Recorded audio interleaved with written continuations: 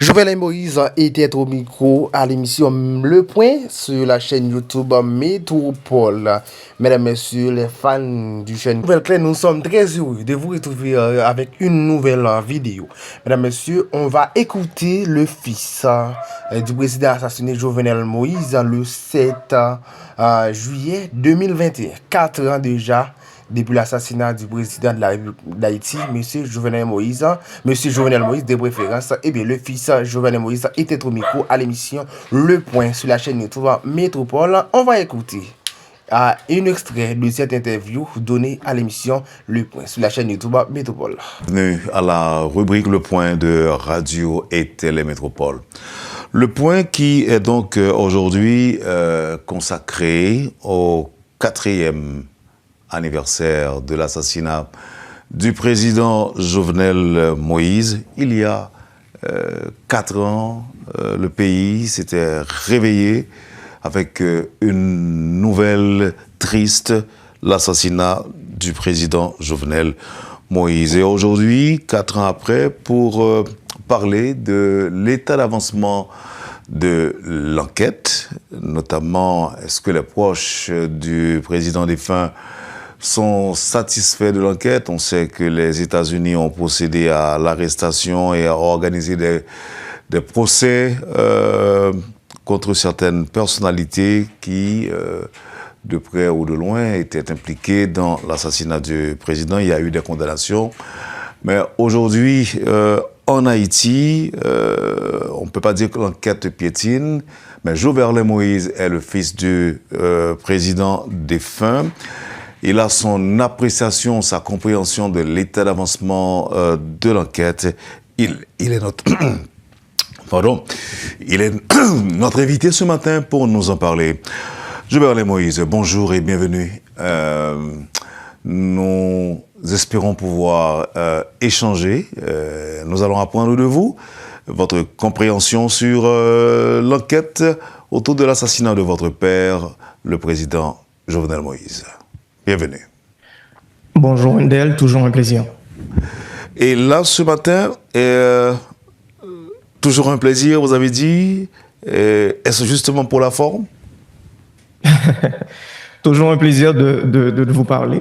Non, en fait, depuis quelques jours, c'est la période où le mot plaisir est le plus loin de mon état émotionnel, je pourrais dire, et je pourrais parler de ma famille généralement. Donc, on parle de 4 ans, triste anniversaire de l'assassinat de mon père. On parle d'un événement que j'ai encore du mal à digérer aujourd'hui. Un événement qui a modifié ma vie, qui a modifié la vie de ma famille, qui a modifié la vie des millions de gens, des millions d'Haïtiens, partout à travers la terre, hein, pas seulement en Haïti. Donc, on est plus dans la mélancolie, on est plus dans la réflexion, on est plus dans le courage, parce que justement, il faut faire le travail nécessaire, il faut avoir le courage d'en parler, il faut avoir le courage d'analyser. Donc, ce n'est pas une mince affaire. Cependant, effectivement, le plaisir il est loin du cœur actuellement. Vous avez parlé de mélancolie, d'angoisse. En revanche, vous chantez ces jours-ci, Jovenel. Est-ce une thérapie ou encore l'artiste que vous devenez ou vous êtes ou que vous êtes était déjà en vous, ou encore a-t-il fallu l'assassinat de votre père comme étant le détonateur de ces talents que vous tentez d'exploiter aujourd'hui?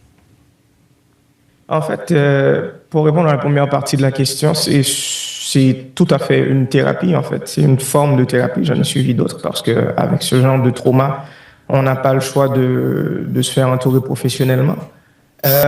Cependant, moi, j'ai commencé à faire de la musique très jeune. J'ai commencé lorsque j'étais au secondaire à Carrefour. J'ai commencé professionnellement en 2018. Mon père était déjà président. Mais c'est après le drame que je me suis dit, pourquoi pas. Je me suis fait entourer par les bonnes personnes. Et à partir de l'an dernier, nous avons décidé de sortir notre première chanson en avril dernier, je pense.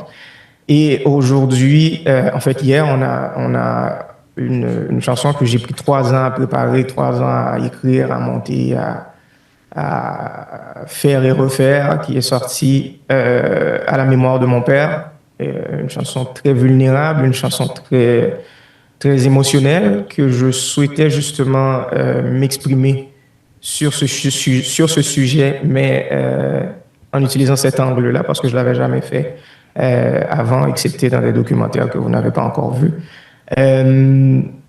Et aussi d'offrir cette chanson en cadeau à tous ceux qui auront vécu et qui écoutent une chose pareille, bien que je pense que pas toutes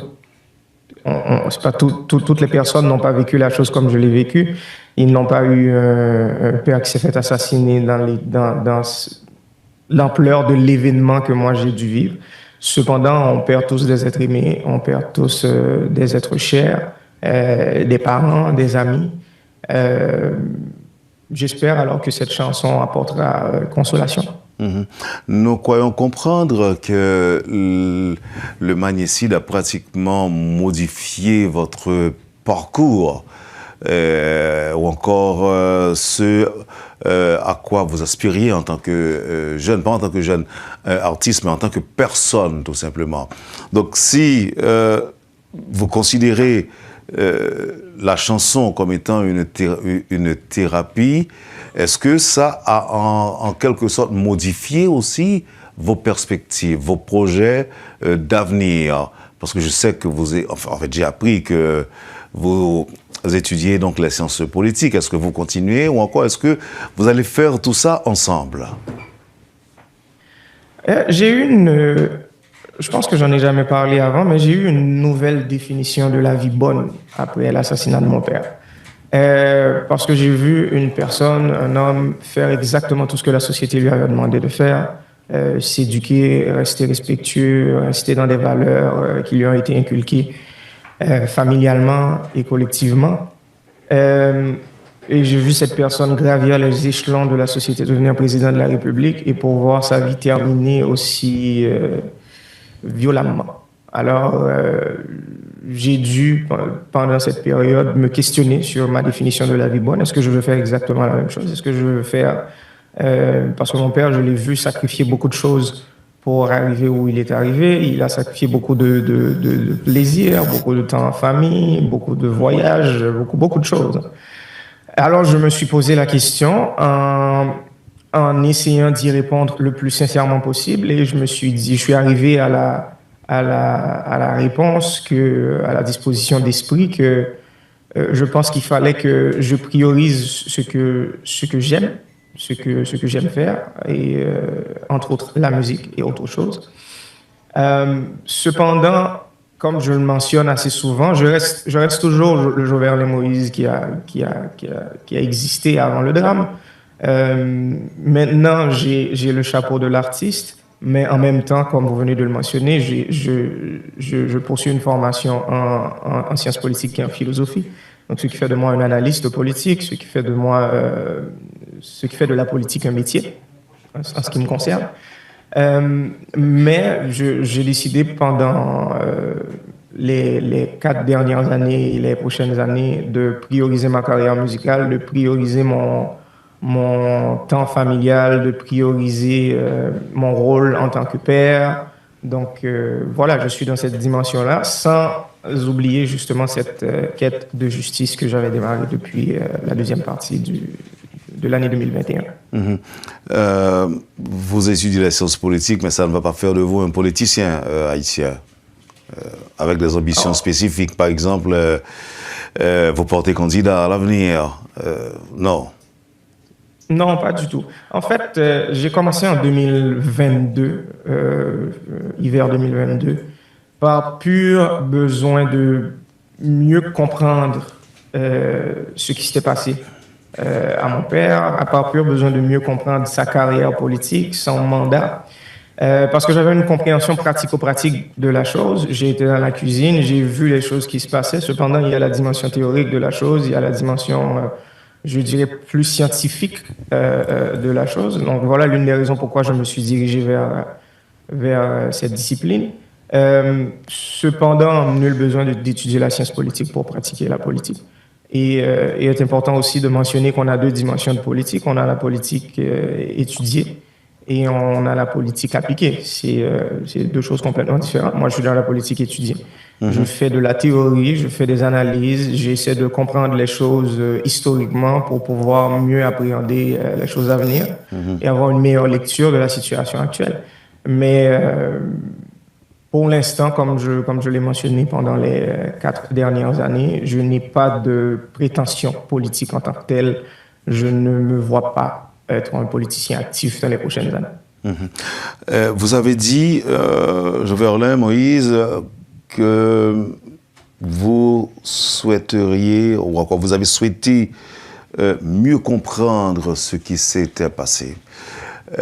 Qu'est-ce que vous avez appris ou qu'est-ce que vous avez compris? Là, je parle sur l'assassinat de votre père. Qu'est-ce que vous avez appris, qu'est-ce que vous avez compris et que le peuple qui a voté ou encore qui avait en quelque sorte confiance en votre père n'a pas compris ou n'a pas appris ou encore n'est pas au courant, dont il n'est pas au courant? En fait, on aurait pu en parler toute une journée, juste sur cette question, parce que il faut comprendre que la politique en tant que telle, dans peu importe le pays, est extrêmement compliquée. C'est très complexe. C'est beaucoup d'emboîtements, beaucoup de niveaux, beaucoup d'acteurs avec des agendas différents. Cependant, la politique haïtienne, en ce qui me concerne, il y a un niveau de complexité supérieur. Parce que ce n'est pas une politique qui se fait dans toute la liberté, c'est une politique qui se fait sérieusement influencée, c'est une politique où les acteurs manquent le sens de responsabilité, à mon goût. Donc là-dessus, déjà, il y a un sujet d'analyse qui est extrêmement difficile à cerner. Maintenant, si on reste sur le mandat de mon père en tant que tel, c'est un mandat qui a été très compliqué aussi, qui a abouti justement à l'assassinat.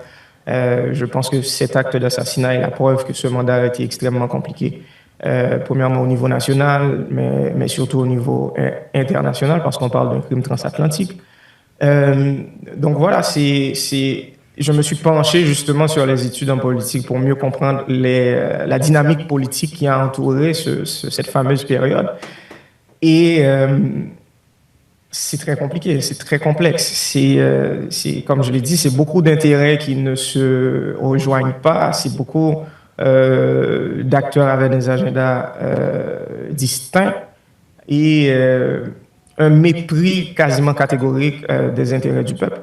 Donc, voilà, si je peux dire en quelques mots, c'est ce que je retire jusqu'à date de cette analyse. Il est vrai qu'on va devoir parler de l'état d'avancement du procès, de l'état d'avancement de l'enquête, mais avant tout cela, on a comme l'impression que les gens qui ne s'entendaient pas sur le plan politique en fait, ont pu trouver un terrain d'entente pour s'en prendre à votre père. C'est-à-dire, il y a l'opposition, il y a des camps politiques qui se rencontrent pour assassiner votre père.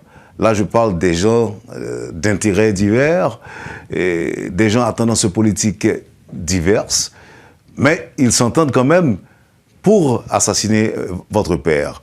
Et deuxième chose qu'on observe, c'est qu'on a l'impression qu'effectivement, votre père n'était pas entouré de saints, même au niveau de son environnement presque immédiat. Des gens qui étaient chargés de le protéger sont donc cités, ont leur nom cités, sont soupçonnés, je dirais même, d'implication dans l'assassinat de votre père.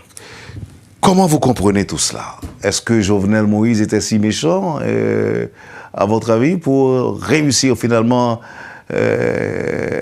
à faciliter une entente entre ceux-là qui, normalement, ne s'entendaient pas avant, mais pour sa mort, ils s'entendaient? pour son assassinat. Effectivement. Et un élément important dans la question que j'aimerais souligner avant même de me pencher sur le cœur de la question, c'est les personnes qui ont été très proches, la majorité des personnes qui ont été très proches, ceux qui ont été responsables de sa sécurité et tout ça, ne sont pas juste des suspects, ils sont inculpés. Donc, il y en a beaucoup qui sont inculpés. Bien sûr, il y en a qui se sont échappés de prison et tout ça, mais on y reviendra un peu plus tard, j'imagine, lors de cette entrevue. Cependant, je voulais le souligner. Et puis là, il n'y a pas de... Ce n'est pas moi, ce n'est pas des oui-dire, c'est un système judiciaire suite à des mois d'enquête. Ils sont arrivés à ce fameux résultat avec une liste de noms, disant que ces personnes-là devraient avoir plus de questions à répondre à la justice. Donc, c'est une chose à suivre. Donc, je voulais vraiment m'attarder là-dessus, sur cette partie. Cependant, effectivement, si on parle de 7 juillet 2021, on parle d'un dénominateur commun qui s'est créé entre plusieurs, on va dire, opinions politiques, plusieurs membres ou sous-éléments d'un secteur économique. Et à un certain niveau, on parle aussi de cette même volonté au niveau de ce qui se faisait au niveau de la politique internationale. Et là-dessus, ils ont su s'entendre. Hein. C'est pas quelque chose qu'ils ont réussi à faire plein de fois durant notre histoire plus longue qui a duré plus de 200 ans jusqu'à date. Mais ils se sont réussis pour cet assassinat à s'allier. Ils ont trouvé une solution. Ils ont trouvé un fil rouge à suivre.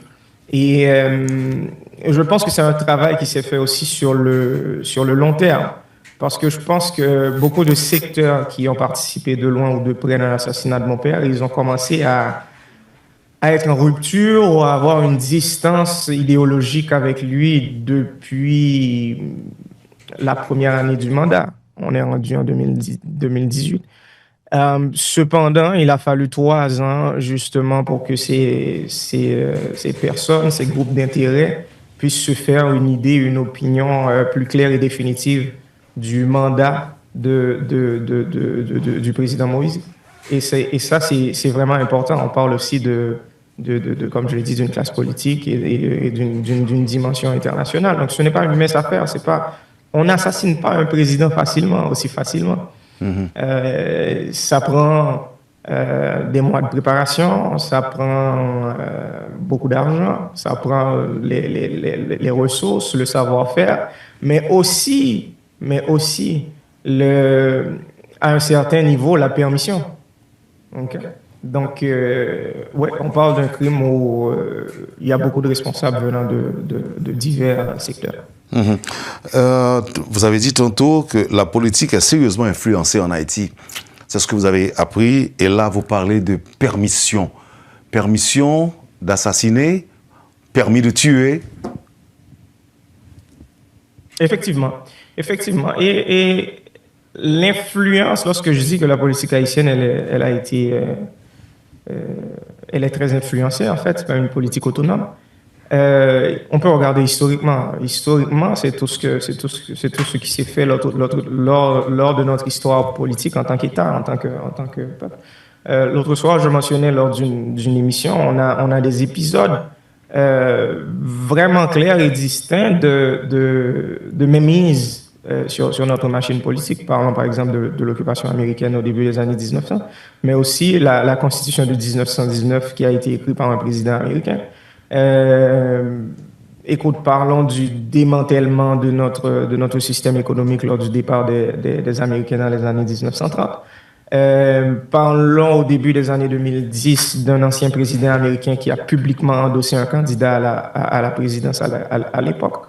Donc, je pense que ça c'est vraiment important de le comprendre et c'est l'une des choses que j'ai appris à maîtriser lorsque je fais mes analyses politiques un peu plus scientifiques. Et ça, c'est un élément qui a à voir, pas non seulement à Haïti, pas simplement à Haïti en tout cas, mais au niveau de la politique en général, en ce qui se passe dans à peu près tous les systèmes démocratiques. C'est pas et je ne suis pas contre la démocratie, j'estime que c'est un système politique qui essaie en tout cas de donner de la voix au peuple. Cependant, il faut le comprendre, et je parle généralement, mais prenons le cas d'Haïti comme notre cas particulier. Comme je l'ai dit, tu peux avoir 1000 candidats. En fin de compte, peu importe le candidat que le peuple choisira, le peuple perdra. Et ça, c'est important de le comprendre. Le peuple ne peut pas gagner dans ce jeu parce que les candidats sont volontairement ou involontairement, directement ou indirectement, ils ont été choisis en amont. Tout a été fait en amont. Et lorsque le peuple, lui, il choisit, peu importe la campagne de ce candidat, il va avoir à s'opposer avec certains intérêts qui dépassent à leurs yeux, aux yeux de ces gens-là, les intérêts du peuple. Cependant, je pense que cet élément explique en grande partie l'assassinat de mon père. Donc pratiquement, il ne lui restait aucune chance. L'international est impliqué, les politiciens, les oligarques, pour reprendre même le terme sérieusement utilisé par ton père. Donc il ne lui restait aucune chance apparemment. C'était à un certain niveau un sacrifice. Hein. En plus, c'est pas quelque chose qu'il ne savait pas. C'est pas quelque chose de laquelle on ne discutait pas. On en discutait dans la famille. On savait que le danger s'approchait. On savait que le danger était imminent. Cependant, il y avait un certain positiviste, je dirais, une certaine confiance dans l'humanité de ses opposants, parce qu'il a essayé de les convaincre par les mots. Il a essayé de les faire comprendre qu'il n'est pas en train de prioriser ses intérêts personnels. Il veut juste faire le travail qui lui a été donné. Et beaucoup pensent que ça a été naïf de sa part de penser être capable je vais dire, modifier l'opinion de ces gens-là.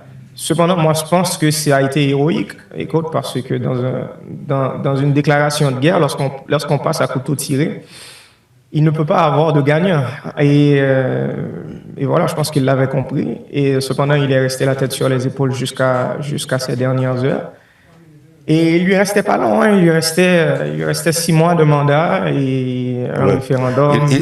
Donc il pensait qu'il allait avoir le temps de boucler ce mandat, mais c'était sans compter sur la détermination de ces assassins. Voilà. Je vais aller, Moïse, on va observer la pause. Au retour, je reviendrai sur des propos que vous avez tenus en disant qu'on voyait venir le danger, on en parlait, on en discutait. La nation, en fait, serait quand même contente de savoir si ton père, si votre père, qui était président, s'il a partagé véritablement des choses avec vous dont les gens doivent être au courant aujourd'hui, 4 ans après. En tout cas, merci de vous mettre à la disposition du public de Métropole pour répondre à nos questions. Merci et à tout à l'heure.